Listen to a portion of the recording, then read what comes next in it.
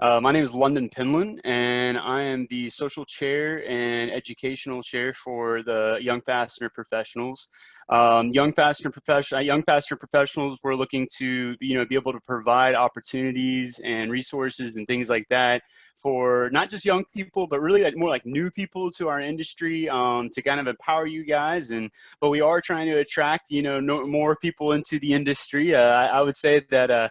We hear a lot that our industry is kind of aging, so we want to make sure that we're bringing in fresh talent into the industry, and then providing you guys that are already here with opportunities to be able to grow and network and improve in the industry. So in that vein, we wanted to give this presentation. A little bit about myself. I am the Business Development Director for Eurolink Fastener Supply Service in Greer, South Carolina. A little background on me. I actually went to college at Charleston, got my degree in biochemistry there. I did sales for Eurolink during college, and then I've kind of bounced around before that. Professional development and using online resources and stuff like that really has a close place to my heart, because I've used that a lot through my career. I've kind of bounced around trying different things. After college, I actually did cancer genomics research. I was a research assistant, and then went on from that and actually started a small construction company, residential construction company.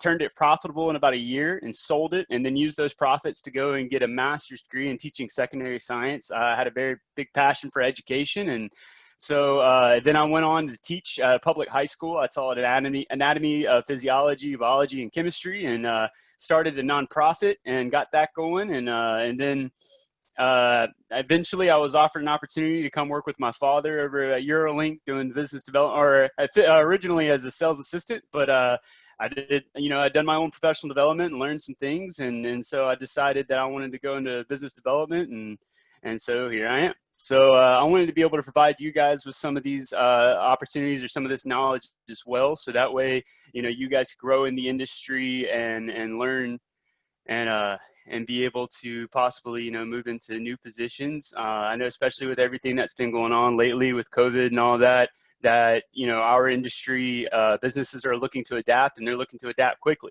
So if you can learn valuable skills that empower you, and that, you might be able to create a new position at your business that never even existed before, so these are things that could help you in that sense. I know most of you guys have been in the industry, but I mean, generally with in this industry, the supply chain is kind of structured somewhere along this lines. I'm not going to talk about what a fastener is a hardware device, obviously, that joins things, and so that's a very vague thing.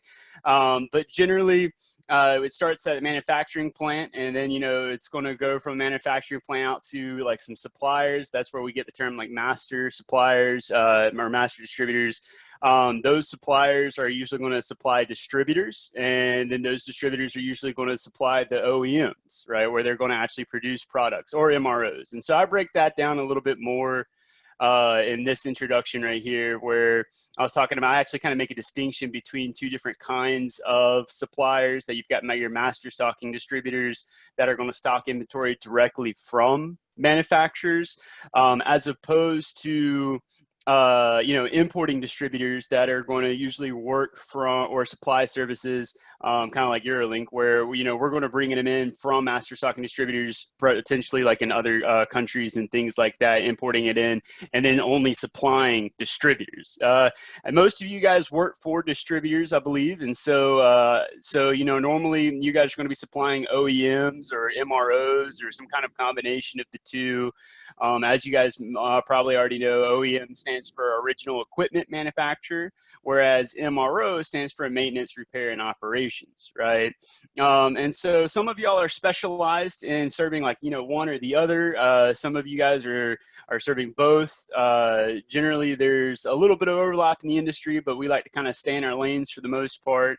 But that's going to actually determine like what exactly your company is doing is going to determine the kind of professional development that you're going to want to pursue. And I will discuss that a little bit here in a second. If you want to learn a little bit more, just straight up basics of supply chain management, there's a nice little YouTube video right here. It's about 8 minutes long. And it really gives you a good basics of it. I was seeing some of the comments on there was saying that they learned more in that than they did in their supply chain management class. So let's get to the meat of what this presentation is about. Okay. So, we want to talk about online resources, and we're not being sponsored, we're not being paid by Coursera or by LinkedIn Learning, but you're going to hear me talking about them a lot during the course of this presentation. The reason for that is because they are actually, I think, in my opinion, very valuable tools for growth. And I'm going to be biased. I'm going to lean towards LinkedIn Learning.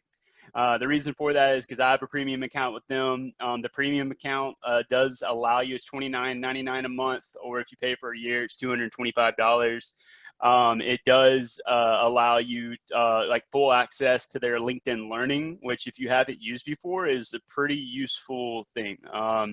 But which route you decide to go in your learning course and your learning process is really going to be determined by the kind of company that you're with. I even say here that Coursera is going to be more of is going to be taught more by professors. It's going to be more of that traditional kind of teaching and learning kind of situation. And so because of that, if you're with like a larger corporation, that might be the kind of route that you want to go, because they might want to see that you've been with like that you've been learning from like an accredited university or gotten some kind of like really professional certification in that sense. They do offer degrees as well, which are much cheaper than a lot of times going to in-course classes or in-person classes in your area. But that's not a part of this like $399 a year package thing that they've got. And then they do have mini courses for free. So some courses you have to pay a fee for. Some courses are free. Like we said in this in the lead up to this event, I wanted to talk about free and cheap resources. You might say, well, hey, $225, $400 is not cheap. Well, relative to education generally, that's pretty cheap, especially at $30 a month. You got to think, if you're paying that just a monthly rate of $29.99 for the LinkedIn Learning, that's $30. I mean, one college class, you're talking about $2,800, right? Or something along those lines at least. So generally, this is a really good way to learn without having to spend nearly as much money. With LinkedIn Learning, as I said here, it's taught more by industry leaders and experts. So these aren't necessarily professors. These are more people who maybe are CEOs of companies, directors of companies, entrepreneurs, things like that, that have a lot of experience in the private sector. And so that's generally what you'll see is the difference between these two things, that Coursera is more of your academia-based kind of learning, whereas LinkedIn is more of your private sector-based kind of learning. I know that LinkedIn is heavily sponsored by Microsoft, so they do have a lot of like Excel kind of teaching and classes and things like that as well. And a lot of the courses, you can download certificates to show that you've taken the course. You can put them on your LinkedIn profile, which I like a lot. If you don't have a LinkedIn account, I highly recommend getting one. I think it's becoming more and more relevant. It's not what it used to be even 5 years ago, where I'd say even 5 years ago, it was essentially a glorified database of resumes. Now it's become a community where people are actually sharing a lot of information with each other that's very valuable.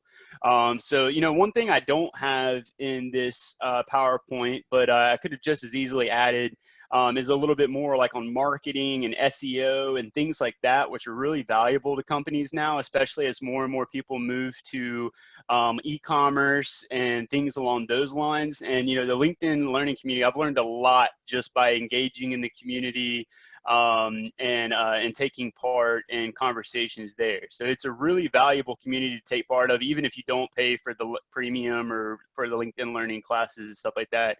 But what I was getting at is that when you download those certifications, you can actually put them as skills and stuff on your LinkedIn profile, and so it'll have that you've got the certification from LinkedIn there, and then also other people say, you're working with an OEM, you're a distributor, you're working with an OEM, you've got like project management experience or something like that, and you're kind of helping them with developing a project and putting together, some of the details they need for a project, and they might be able to come and and they can actually write a little review for you and put checks that, hey, you know, this person is skilled in project management. And so that could look good for HR or for other companies or whatever, if you're trying to move up or, you know, move to somewhere else, when they're kind of vetting you to see about, you know, higher positions, promoting you, or if you're trying to move into a new position or something like that. So I would say that if you're with more of a corporate company, that Coursera, the more generally, not always, you might need to talk to your managers or directors or owners, or HR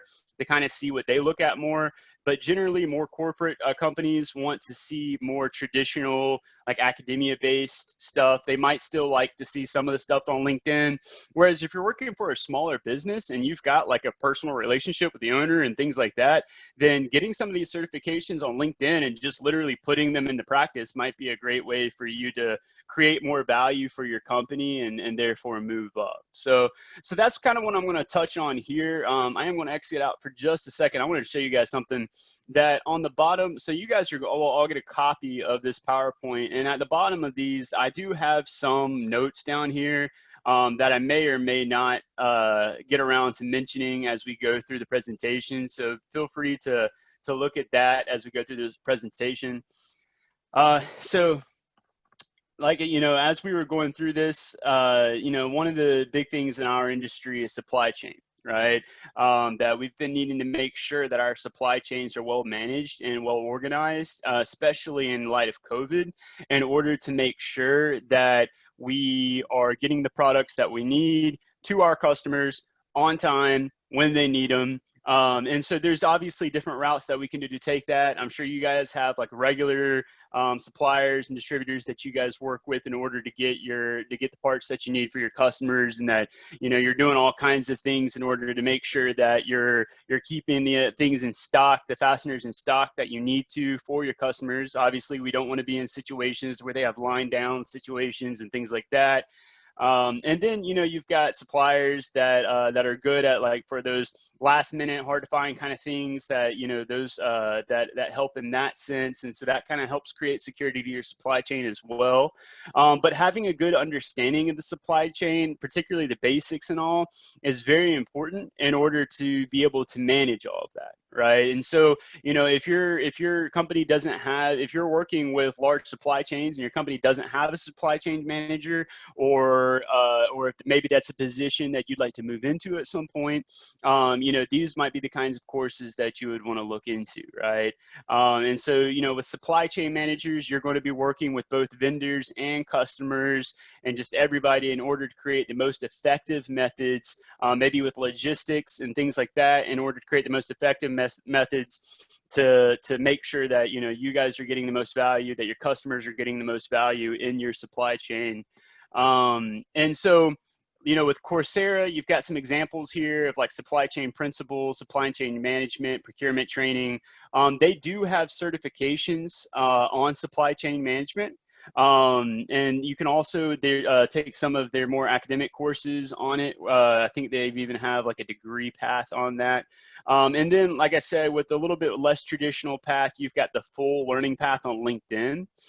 That's actually 18 hours and 48 minutes long. So it's all the videos. Usually each video, the way it works, if you haven't used it before, each video might only be like probably anywhere from about 4 to 8 minutes.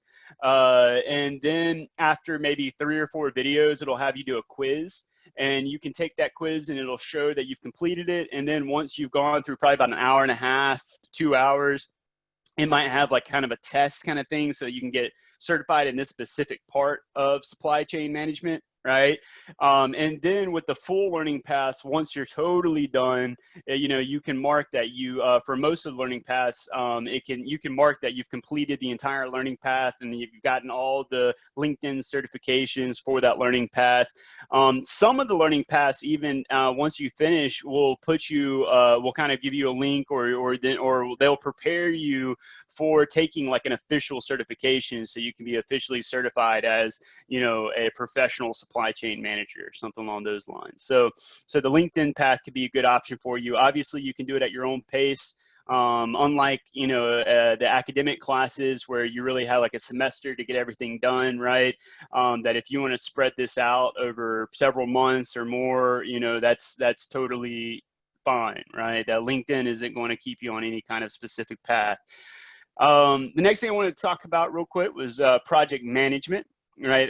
That one's becoming a little bit bigger in our field, especially I think on the distributor side, that we're seeing more and more wanting to be able to offer services to their OEMs that allow value add services, right? And so being able to work with the engineers and things like that, and being able to work with a diverse group of people, diverse is in like, kind of different backgrounds like IT and engineering and sales and marketing and stuff like that. So project management can be on, the engineering side of your OEM working on developing a new project, or it could be on even within your company, that say your company wants to roll out some kind of new marketing thing or some kind of new system inside your company that project management can be helpful for that. I do have Six Sigma, the belt certifications there. A lot of you guys are probably familiar with that or have heard of Six Sigma. That's where you'll hear like the white belts. They kind of use like the martial arts or the karate kind of belt levels. You can go like up to green, I think all the way up to black and all that for Six Sigma belts. I will say that in my opinion, from what I've been reading and from what I've seen, it does look like the Six Sigmas are a little bit kind of on their way out a little bit. It's a little bit of an older model. I mean, think it's been around for probably about a decade, and there's just some kind of newer models for professional art, for project management that have come around. And talking to people, I know I was interested in it at one point, and so I started kind of asking some of my mentors in the industry, which is another thing for professional development, is that I highly suggest that events like this are great, where you can come together and meet with, I know we have a lot of employees here, but there's owners here and things like that as well. People that may be in the positions that you'd like to be in. So connecting with those people and finding mentors is great. So that's a little side note. But talking with some of my mentors, I've gotten mixed reviews on the Six Sigma. Some of them feel like it was helpful, and some of them feel like it was kind of just another thing to pad the resume, to be honest. So it's kind of one of those things. You just kind of might want to talk with your HR, or depending on which route you want to go, you'll make an educated decision as to whether or not that's valuable for you. But if you do want to go into project management and you don't necessarily need that professional certificate, the full learning path on LinkedIn could be great. It'll teach you, like I said, I have a lot of experience with LinkedIn learning. That's what I've used a lot, and so that will teach you a lot of the mentality and the principles and things along those lines that you need. So that way you can the idea is to have an organized approach to projects, right? To not just randomly do things or not. And you might be a real organized person, and that's great, but having like this methodological approach, right? It's kind of like, if you remember back in high school, I'll go back to my science teacher roots, the scientific method, right? Where they would, you'd have like a hypothesis and you do your research and you analyze the data like that methodological approach, right? It's that kind of concept, but based or applied to projects, right? And so that helps make sure that you can consistently do these projects. And so you can learn a lot of that for free or really cheap on LinkedIn Learning. I know with LinkedIn Learning also that I think they give you the first month free. So, I mean, if you complete the 17 hours and 16 minutes in the first month and then cancel, then you didn't have to pay for it at all. Right. Another little hack I'll give you guys, because nobody here is from LinkedIn, so please don't report me, is that I went to cancel my LinkedIn Learning one time. And when they went to cancel, they were like, why? And I was like, I'm just not using it enough right now. It was for like a couple months that I was out or that I was working a little less. And they actually offered me 50% off for 2 months. So you could get it for like $15 a month for maybe 2 or 3 months. So just a little thing there. Please don't report me to LinkedIn, but save you a little money there. Another thing that, now this is probably going to be the most professional of any of the things here, would be the UCI Project Management Professional Certificate. That's where you're actually getting your PMP credential. right? So that's the project management professional. That's put on, you have to take a test through the Project Management Institute. From what I understand, it fulfills all the UCI project management certificate course through Coursera, fulfills all the requirements for their PMP credential. And so I believe once you complete the course, you take a test with them. I'm pretty sure that this price, even it's not cheap, right? It's $29.80, but that allows you to get your full PMP credential, and you can actually work as a legitimate project manager for your company, or if you wanted to move into a project manager position somewhere else or whatever. And project managers, they get paid pretty well, but not as much as Scrum Masters. And this is something, I actually put it under project management, and I know this is a funny word here, Scrum. I actually played rugby back in college, so if any of you guys are familiar with rugby, there was a scrum, right? And so the scrum was like when we all like connected together and we locked into each other and we were like pushing against each other, right? And so I'm not exactly sure why they use the word scrum here. Maybe it's because you're pushing that team on. I actually do think that's kind of why. But the idea is that they're kind of like project managers, but they're really more of team leaders. They actually get kind of mad. I know some scrum masters is what they'll call, and they actually get kind of mad when you call them project managers. So don't do that. But they are kind of project managers, though. I mean, to be honest. But they're usually team leaders. They specialize in working with really diverse teams. So if you're this, and I haven't seen them really in our industry yet. Right now we're seeing them more in the tech industry and in the finance industry and stuff like that. But as often occurs, the things that start in those other industries do end up kind of finding their way into our industry. So this might be something that's kind of like more of the future in our industry, especially as our industry embraces more technology, that you're going to find people that we're going to need people that are going to be able to bring together really diverse, like all the different departments of a company, right? So you might need someone that can bring together the sales team with the IT team, with the marketing team, and work with engineers and everybody in order to put together this platform that works really well for designing parts and things like that. I don't know the project off my head, but the concept is that these really complex projects that require a lot of different people, that the Scrum Master is going to enable that, right? I believe for the Scrum Master certifications, from what I've researched and from talking to some people that have actually gotten them, that they usually run anywhere from about $2,500 to $5,000. But whereas like a project manager often brings home, often the take home for that, runs anywhere from about 50 to 80,000 for depending on like where you're located. Some senior project managers can go into the six figures mark. Scrum Masters generally start out around the $80,000 range. Scrum Masters actually can make pretty decent money as far as salary. So it is a pretty high value position. Like I said, I haven't seen them a lot in the fastener industry yet. But if you can get on the head start of that and maybe specialize in the fastener industry, that you might find that you could really bring a lot of value to your company.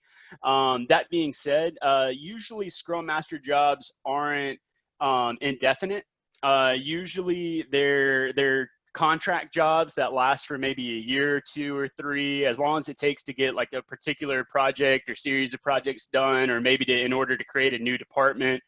But some of them can be indefinite, depending, like, if you're with a company that's wanting to constantly turn out projects, then they could see a lot of value in you. And if you're increasing sales, or if you're increasing the bottom line, or decreasing costs by 4, 5, 6% a year or something like that, I mean, that's incredibly significant, right? That adds up a lot. So you could find that you're creating a lot of value and be compensated accordingly. So Then with business management, again, you kind of have to really decide what kind of company you're with. If you're with a small business that's kind of looking to expand, and they don't even really have, you don't even really have a business manager yet, or you've just now added some new sales reps, that would be kind of like the company I'm with, where we've got 10 people in our building, right? So we would definitely be on the small business side. Then you might want to look at more of the small business specific management courses. But if you're with a bigger company, then you might want to look into just general business management. I know a lot of people get MBAs, Masters in Business Administration. Well, I'm getting ahead of myself. I've got a different one for that one. But for business management, this is more about like actually leading people, actually making decisions on a daily basis that in order to get the best out of your people, in order to enable you for management, right? And there is differences between managing in a small company and managing in a larger company, right? And so with the small business management, LinkedIn has courses on that. So does Coursera. And then you've got just general business or just business management in general, really. And so LinkedIn has those as well. And they have learning paths as well for that. So if you were to click on this link, it'll actually take you to the small business management learning path. Now, business admin. I do make a differentiation between business management and business administration. Usually our managers in the fashion industry and in most industries are given administration tasks, right?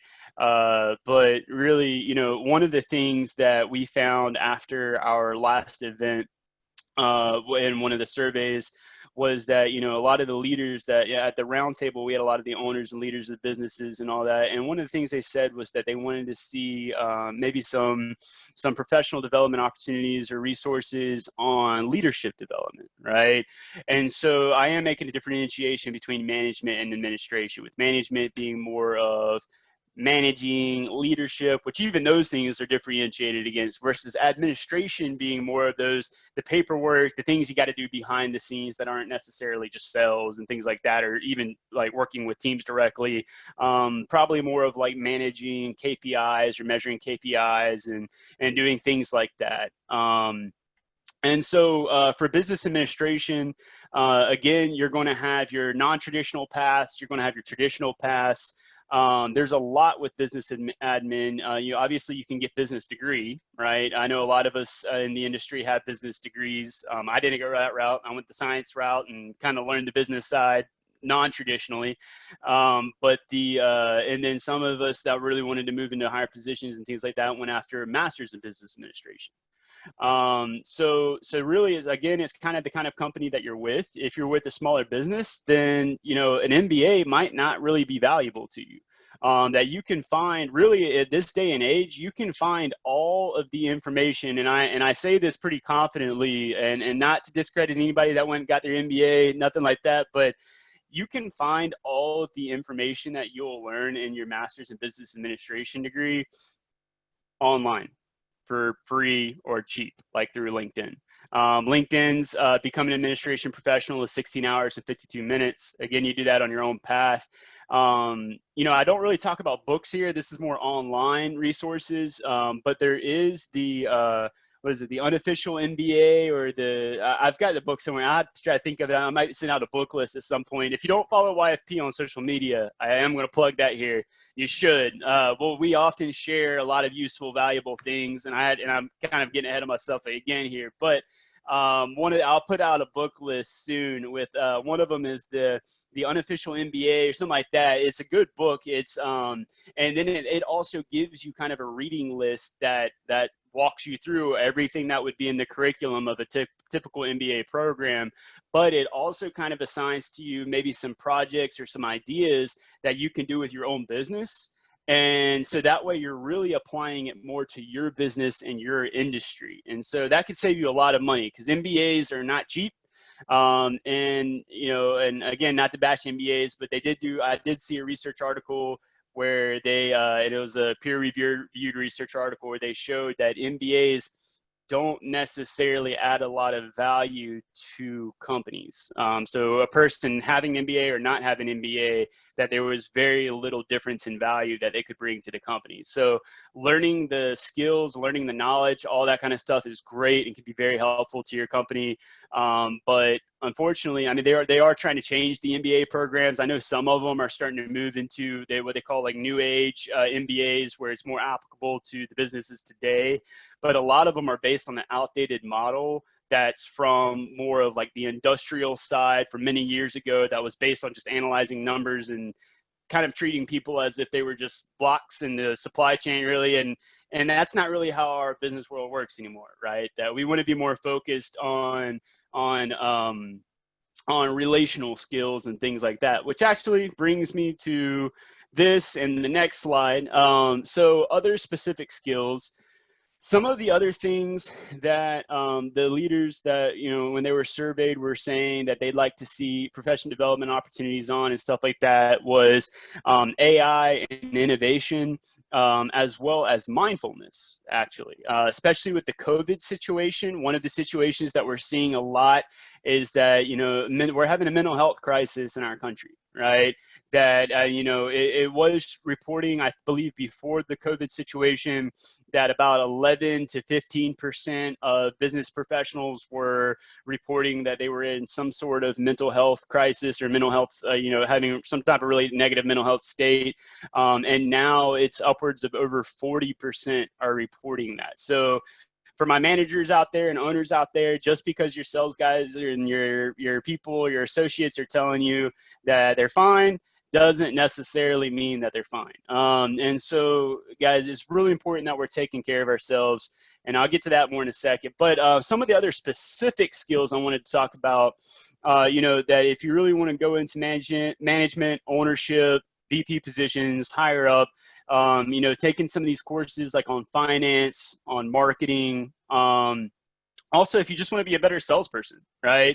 I mean, you know, sales training and having a more of a methodological approach to sales, not just project management, but even sales, having a really good approach to consistently getting new leads and consistently, you know, making sure that you're following up with them, and not just following up with, which I have definitely done myself. Some of you have gotten this email from me like, hey, how do we look on that quote, right? And there's nothing wrong with that. But you know, there's questions that we could ask and conversations that we could have that are a little bit more valuable and allow us to, and then data we can take from those conversations that enable us to better serve our customers. That, you know, so those follow-up questions can be really helpful. If I'm sending them to you and I'm annoying you, I'm sorry, but y'all, but some of that stuff can be really helpful to make us like a better company for you, and for you to make yourself a better company for your OEMs and all of that.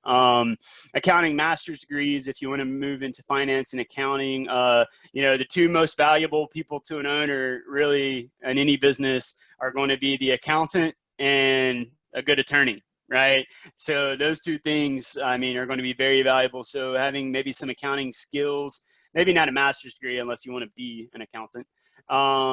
Computer science degrees and IT support, you know, I think actually that's going to be more and more useful in sales. You know, especially, you know, a lot of our businesses don't really have proper IT departments, right?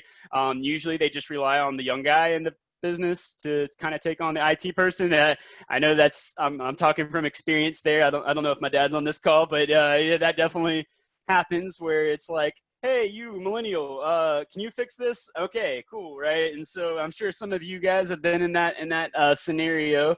I'm often running IT for, some of y'all know Pete Thalassinos. He works with me. He's one of our account managers. I'm often his IT guy. But IT support, whether it just be taking some classes on it, to be honest with you, the best IT in the world, support in the world, is like Google. Is just Googling the problem and then just being able to research it and like just figure out.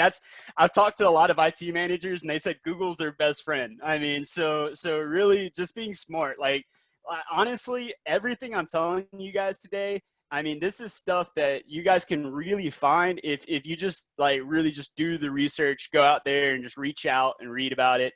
You know, so, but, you know, data science, that's going to be bigger and bigger. That's going to really help, especially as our industry moves towards accountability.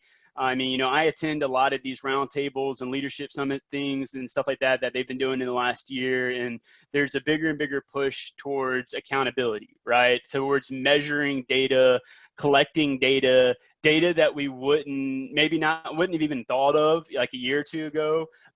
Especially as we have more immersive CRMs, you know, customer relationship management systems, where we are collecting all kinds of data on the conversations, all kinds of data on, like, you know, the things that our salespeople are doing with their time and stuff like that. That, you know, having a good understanding of statistics and data science can really help create value for your company. So that's another route that could potentially lead to a new position in your company that didn't even exist before, right? Obviously good with words. You know, I just had a publication published in LinkedIn, a technical article that I wrote.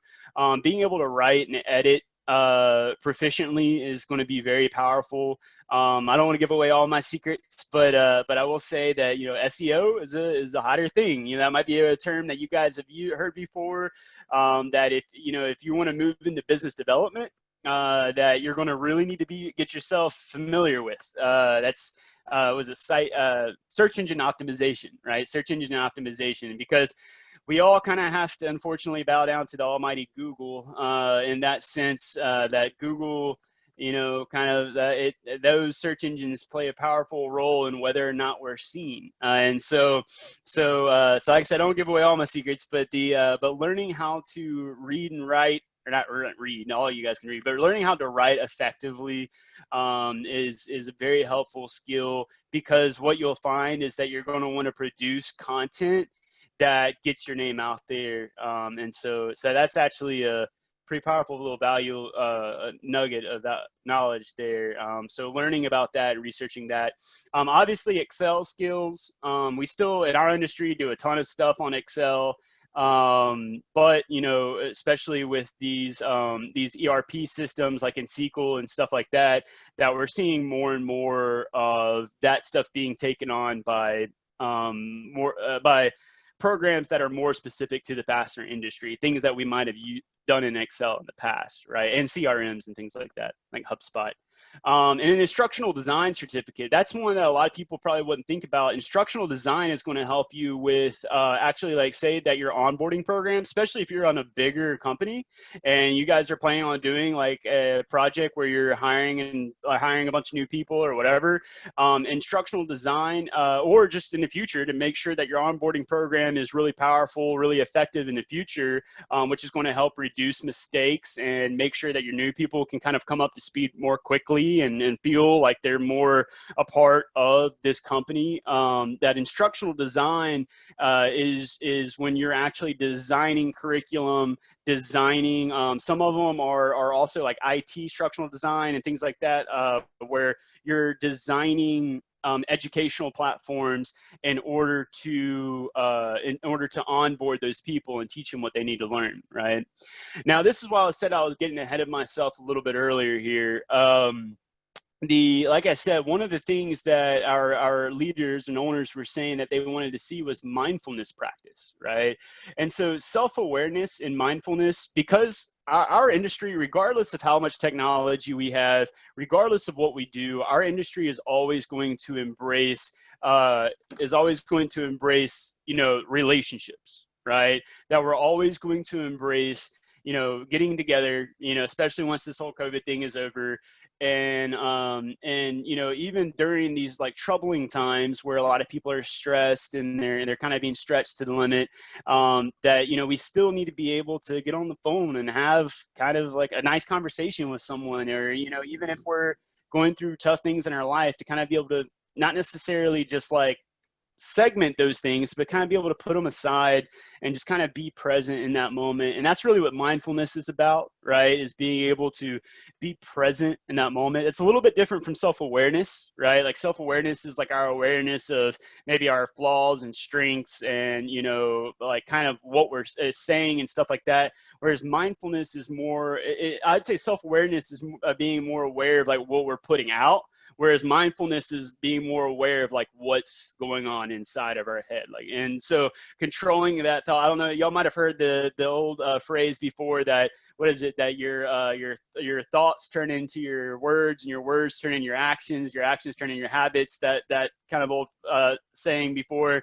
So it's really important that, you know, we're being mindful of what we're thinking and not allowing those negative thoughts to take over too much. So that way we can try to be positive and productive and be able to handle things in our life. And so people that do mindfulness practices, research, I'll tell you from a science mindset, I didn't always embrace that stuff, but now I actually do.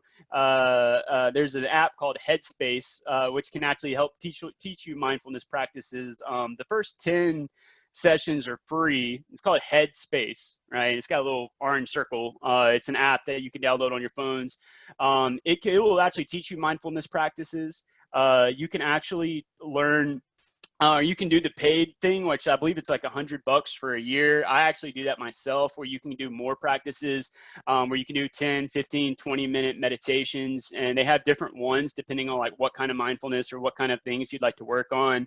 So that's really useful. And then also with self-awareness and mindfulness, honestly, working with a professional mental health therapist is really helpful as well, right? So I highly recommend that. There are business leaders that like really the entire point, they don't necessarily go to therapy or a psychologist or anything because they have some kind of mental health issue or like significant mental health issue. They go because they just want to like improve themselves. And so, you know, a licensed mental health therapist will enable you to kind of hold yourself accountable. They might ask you to journal, which is a powerful mindfulness practice if you do any research on that. And then they'll kind of help review with your journal and help you develop systems in your life, develop ways of communicating that help reduce stress, that help enable you to be a more effective relational person. Right.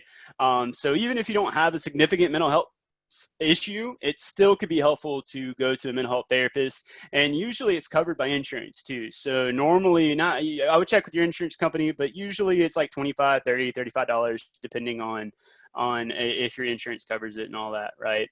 And then other general skills, pronunciation of American English is obviously useful. I know I'm from South Carolina, right? So we tend to say y'all and a little bit of this and we definitely have some good old Southern boys and people that have very good, have all kinds of other accents, Boston accents and all kinds of things. I'm not going to try to do it. I'll only embarrass myself, but in our industry, but it's good to be able to speak clearly. I think I do a decent job of that. Maybe not.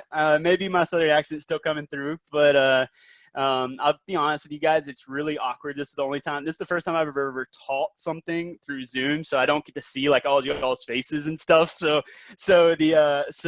normally I would be able to interact with you guys a little bit more, but leadership fundamentals, that was one of the biggest things highlighted by leaders, was that they wanted professional development opportunities and things like that in order to improve leadership. So whether that's working with their managers, or anybody else. Guys, one thing I want to say to everybody is that just because you're not a manager or a director or whatever doesn't mean that you can't be a leader.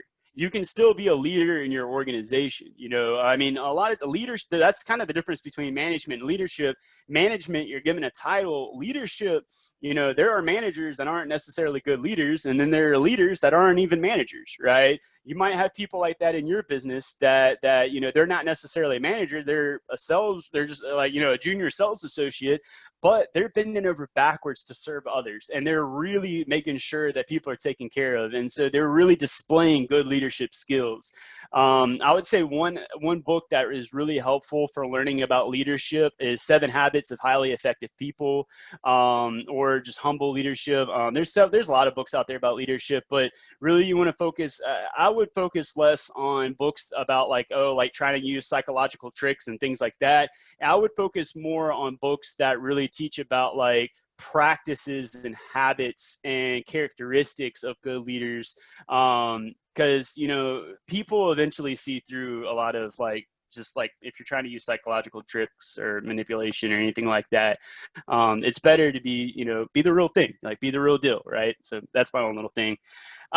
Presenting technical information with stories. That's something that I tried to do. I put into practice for the first time. That's something I stress with all of this, is that, you know, a lot of these things, especially if you're working for a smaller business and you're not getting a degree in these things, I would suggest when you learn these things, try to put it into practice, right? Like, so, you know, actually try to take the time, see if you can work with your boss or owner to do some kind of project. Like say you're learning some marketing and your company could use a little bit of help in marketing. Try to take on some marketing projects and like take what you're learning and put it into practice, right? And so presenting technical information with stories, I did that for the first time really as I started like writing blogs. And then when I did my technical article for Link magazine, a full length like 3-page article for them in the fall edition that just came out. That was, I tried to take a relatively bland topic. My dad probably killed me for that, but you know, DIN to ISO conversions is not the most exciting thing in the world, right? But I tried to make it interesting in my vlog videos, and I tried to make it interesting in that article by putting it like in a story format, right? And so that's just an example of putting something into practice. Balancing work and life, again, that's probably more important now than ever. And I'll let you guys read the rest of these. I will say something real quick.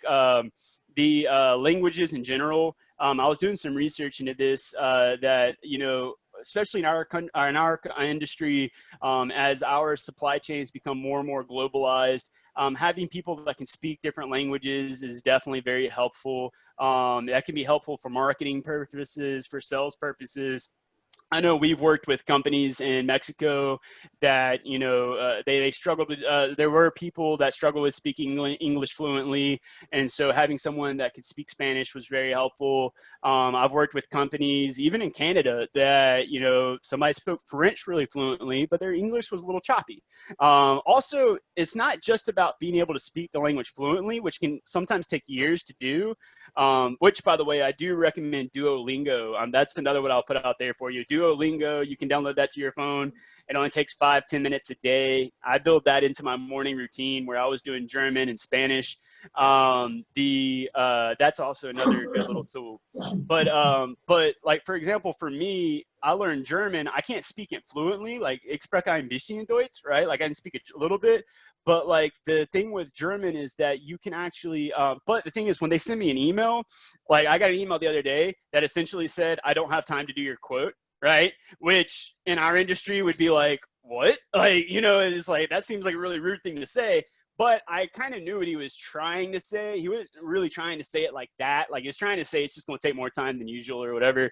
But because you know, his English was a bit choppy, you know, I knew what he was trying to say. And sometimes it helps break that communication barrier. So it's not just about being able to speak it fluently, but if you are going to travel over to China, you might want to learn Mandarin, right? Or if you're, I know, trying to get in with Brazil and stuff like that, which that can be a hard market to break into. A lot of that's because they speak Portuguese. You know, in a lot of countries, they include English as part of their curriculum, especially in grade school. But in some countries, they don't. Right. And so if you want to break into the Brazil market, you might want to learn some Portuguese. And that could be another way to add value to your company. Right. So I'm going to skim through this last because I know we're getting there toward the end, and I do want to be able to take questions here. So I've been talking about just skills in general. There are, you know, for fastener specific stuff, I really recommend, you know, making two little tips that I recommend is having a folder on your computer where you have quick references, like a lot of references. You know, I know with different companies, we're going to be doing different things. My company, we specialize in hard to find metric fasteners, right? So that's going to be the kind of information that I'm going to be collecting. I would recommend that you know, you can use the snip tool on your computer to take information. You can download most PDF files and things like that and put them in that file, so that way you have something to access really quickly. One thing someone said to me early on when I first started and I was doing interviews like through Fastener, clearing or through fully threaded radio and all that, and I think I was having a conversation with Carmen Bertullo about some of the about like a pretty detailed topic, and he was surprised that like I was able to speak on it as well as I was. And I think the point was, and one point that I made and that he agreed with, and if you guys know Carmen, he is a highly like respected, you know, fastener expert in our industry. He is that really being an expert in our industry, there's so much knowledge out there that it's impossible for even, I mean, anybody, including Carmen, which he could tell you like everything, but still it's impossible for him to know everything, right? And for any of us to know everything. And so it's much better for you to have reliable information that you can access very quickly.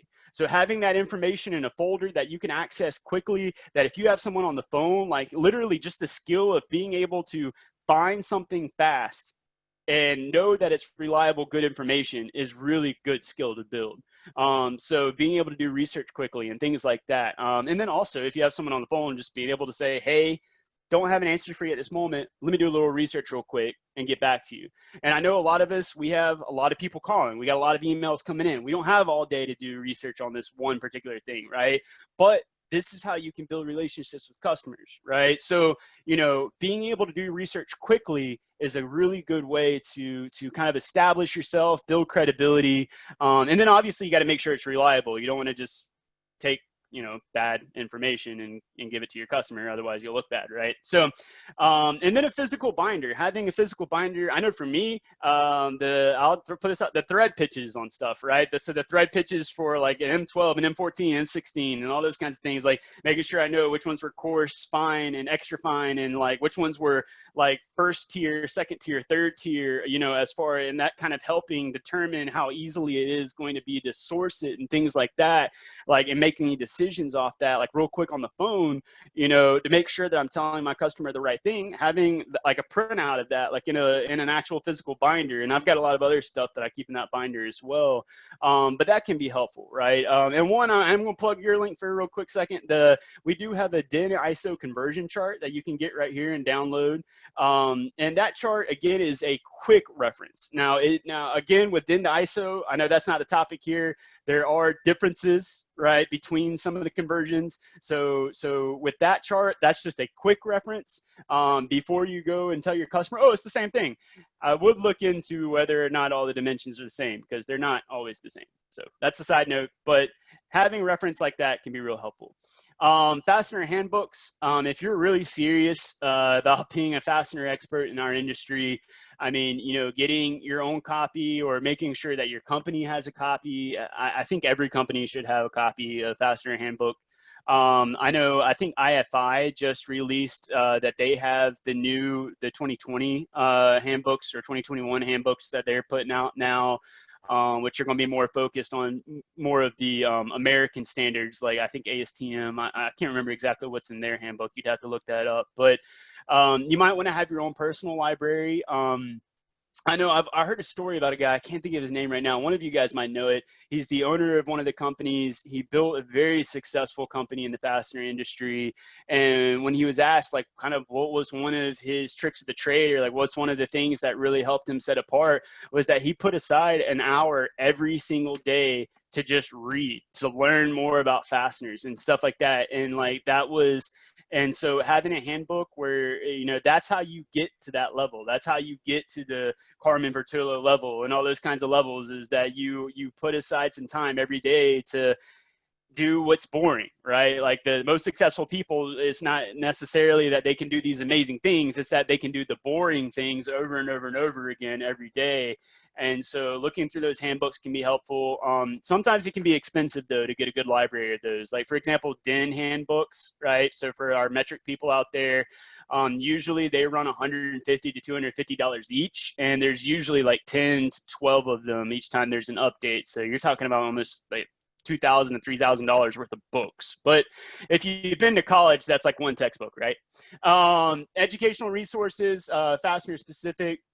Again, you've got these different training organizations like IFI. I think IFI has started doing more with FTI lately, the Fastener Training Institute. If you go to their website, they usually do have events that they put on, but because they canceled all their in-person events for the remainder of the year, I think if you go to that link, it's actually kind of blank right now. But that might be a good one to put into your bookmarks, right? I, again, recommend creating a bookmark file of like fastener education or professional development, creating a bookmark on that. That's one like that. The FTI, Fastener Training Institute, you guys might see stuff about them all the time. I know we're, at YFP, we're always kind of reposting and sharing some of their stuff to make sure that our people know that, hey, you know, this class is available. You know, they do have beginning, intermediate, and advanced training on different fastener products. They offer live classes. Lately, they've only been doing webinars because of the whole COVID situation, but I do know that they have a live class coming up, I think in December. They're doing the Fastener Week training program, which I know Wi-Fi actually awarded a Fastener Week to one of their members. So congratulations to her. I forgot her name off the top of my head. But I know sometimes the organizations, I don't know if NFDA has one, but a lot of times they'll have like either scholarships or they'll like award a spot in those programs. So try to apply for those for those scholarships and things like that. I know one thing with FTI that they're doing right now is that you can rent for 2 weeks their entire library. So if you've got 2 weeks that you know are going to be a little bit more slow or something like that, maybe take that time, rent that library, and just go through as many videos as you can and take as many notes as you can, because that's only $79.95. Or you could do the annual subscription right now, which they have, I think, a $500 off. I'm not actually sure what their normal is on that, but you can get your certified fastener specialist, which is kind of a big deal in our industry, especially with some of the bigger companies. You can get that from FTI, right? Educational resources, fastener specific. Oh, again, so with the AIM testing laboratory, that's Carmen Vitullo's laboratory. It was previously known. Oh, my little thing here is covering it now, but it's previously known as Carver Fact Center. Or it might be two different things now, but I know he's gone more towards that. They do release every Thursday at noon these little 30-minute discussions on fastener standards, and that's totally free. You can register by clicking on that link to, I think you can subscribe to that and go to those, and I think they put them on YouTube as well. AIM Prime Client, that's usually something your company could purchase. That gives you full access to their experts and things like that. That could be a good resource to make sure that you're, especially for materials and all. And I know I'm talking quickly. I'm trying to get through these last little bits real fast so I can do some Q&A. I will say another useful material is Total Materia. Total Materia. I think it's in the notes of one of these. It's Yeah, TOTALMATERIA, Total Materia. It's a website, it's a newer website that I found that you can actually access a huge database where they allow you to compare different standards for different materials. So, you know, a lot of times, you know, we might call a particular type of stainless steel like an 18-8 here in the US, but they might call it like an A2 stainless steel somewhere else, right? Or like a 304 or something like that, right? Along those lines. So it helps you. It helps you make sure that the materials that you're talking about are the same. Also, it gives you the actual mechanical properties of it. So, you know, say you're working with an OEM and they're like, hey, this is the material we want, and that particular thing is like super hard to find, it's going to be really expensive, you know, you could say, hey, well, we can't offer that, but we can offer this. It has the same mechanical properties and all that, right? And so Total Materia is a helpful online tool as well. Fastener, Carmen Bertullo also does the Fastener Training Minute on Fully Threaded Radio. I do like Fully Threaded Radio. I was talking about Fastener Industry Knowledge Banks. You know, that's a good one where it's not just about fasteners specifically, but you know, you're learning about people in the industry. They're always bringing on all different kinds of people related to fastener and related to the fastener industry into there. And so, you know, if you've got some time to sit down and listen to that while you're working or while you're driving, while you're commuting, and while you're going to visit customers, things like that, Fully Threaded is a good one to check out. Obviously, Distributors Link, big fan of them. They you know, going through some of the industry magazines, you know, I'm plugging them, but there's some other great ones out there as well. But Distributors Link is, I think that's probably the most relevant in our industry. And they have a wide range of people. You know, they bring in professors, they bring in experts.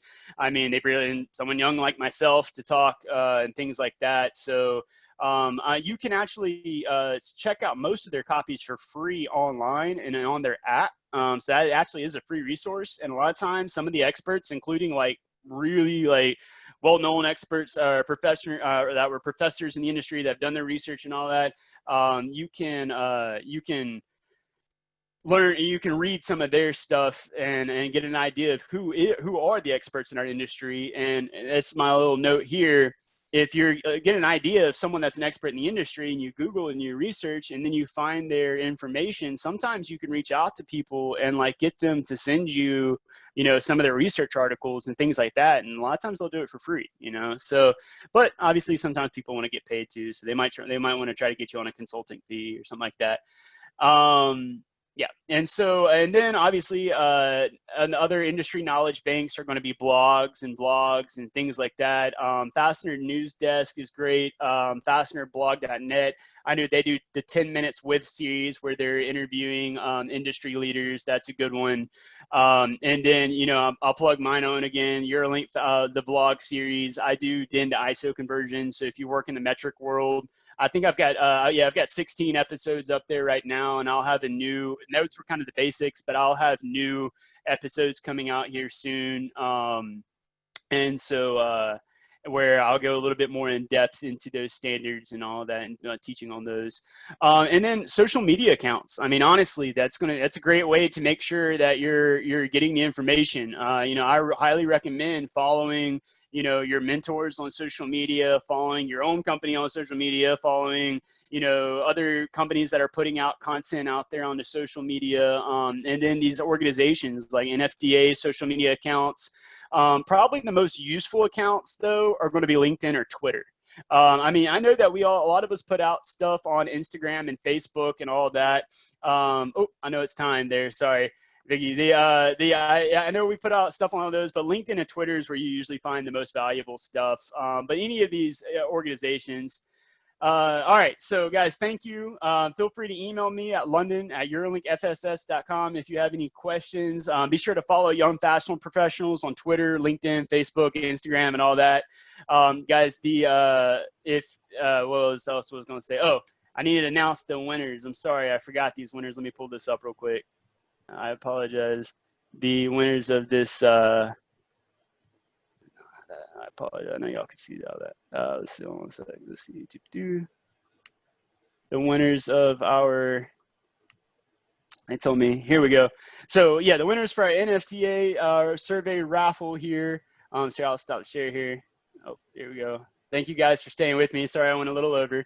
Yeah, so I'd like, so our winners are going to be Cornelis Van de Klippe with Delta Secondary is the winner of the $50 Grubhub gift card. Ed Brooks with Huron Automatic Screw Company, I'm sorry if I'm pronouncing this wrong, is the winner of our $75 Amazon gift card. And Nick Ruetz with AIS is the winner of the $100 Amazon gift card. So that was the NFDA member survey raffle. So those are the winners. So all gift cards will be sent via email to those winners, right? So guys, we really thank you all for coming. You'll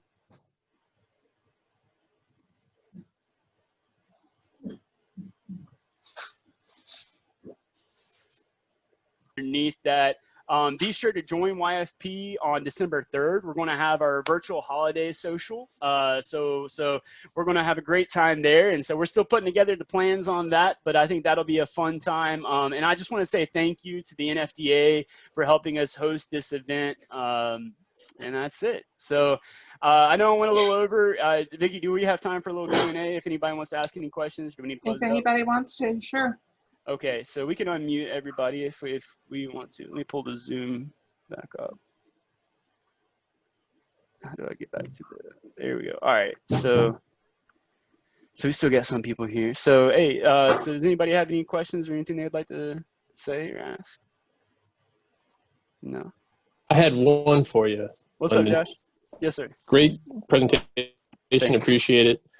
I don't know a whole lot about LinkedIn. I've been actually really slacking on that whole platform. And Josh, you're breaking up a little bit there, brother. brought up I heard you said you were slacking on the LinkedIn. a lot of the difference. Can you peruse that before becoming a member? Oh, all right. Bad connection too. So, got me? Yeah, I can hear you more clearly now. What's up? Okay, perfect. So you mentioned that they offer a lot of different courses and obviously learning opportunities. Do you have to be a member to see what those opportunities are? Or is there an easy way to get to those course listings without being an actual member? You mean like a premium membership or? Yeah. Yep. Yeah, no, you don't have to be a premium member to go to see those courses. Yeah, I mean, I would make a LinkedIn account. It's free. And then, I mean, I think you said you might have had when you were just kind of slacking on it, but, yep. But yeah, then, yeah, all you've got to do is just click on I think it's in the upper right of it. If you clicked on LinkedIn Learning, you can I think you can peruse through most of the courses that are available. And then, like I said, they do offer that free month, I think, of LinkedIn Learning last time I saw. So that could be good. And it does work. Like if you, I think you do have to put a credit card in there because what they're hoping for is that you obviously forget and that and they get to charge you at least once, right? But I usually put a little mark in my calendar like, hey, make sure I cancel this before this date, right? And so yep, that's the prime special.